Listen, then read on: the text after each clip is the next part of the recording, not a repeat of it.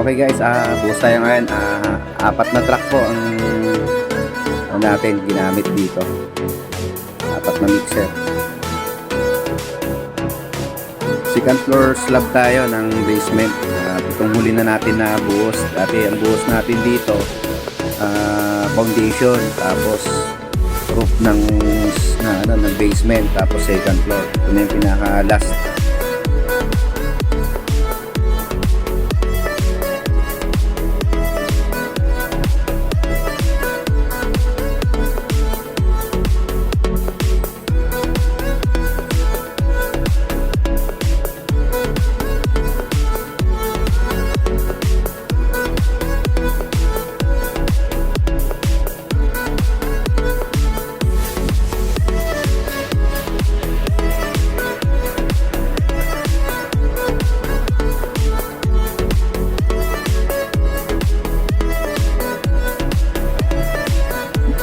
Yung gamit natin na palmcrete na boom dito is 32 meters.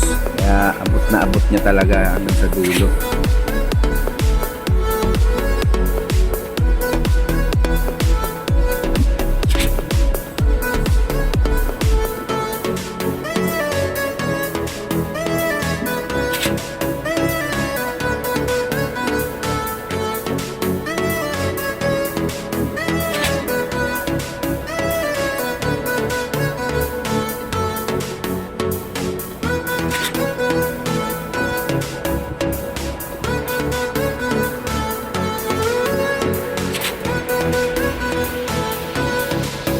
Gandaan na kasi talaga guys sa ready mix tsaka sa boom.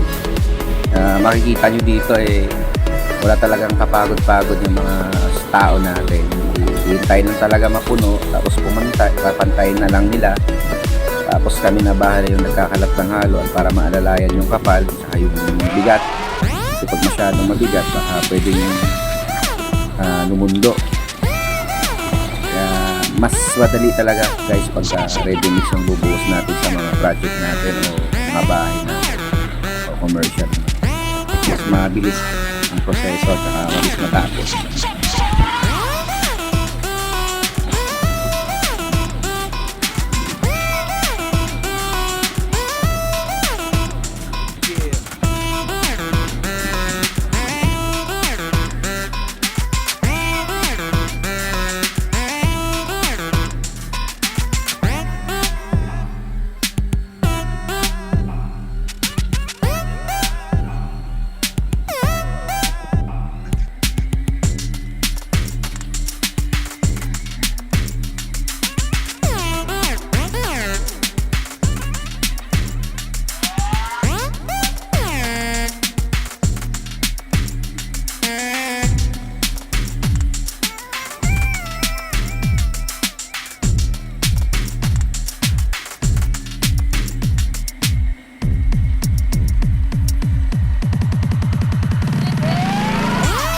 So guys, pag napapansin nyo, lahat ng mga videos saka sa mga buhos natin, muna talaga ang biga para agad hindi mabigla yung slab.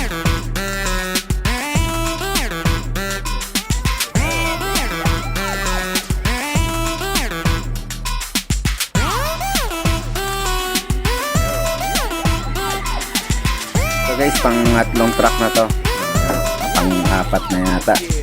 Mabilis na ito mapupuno, matatapos.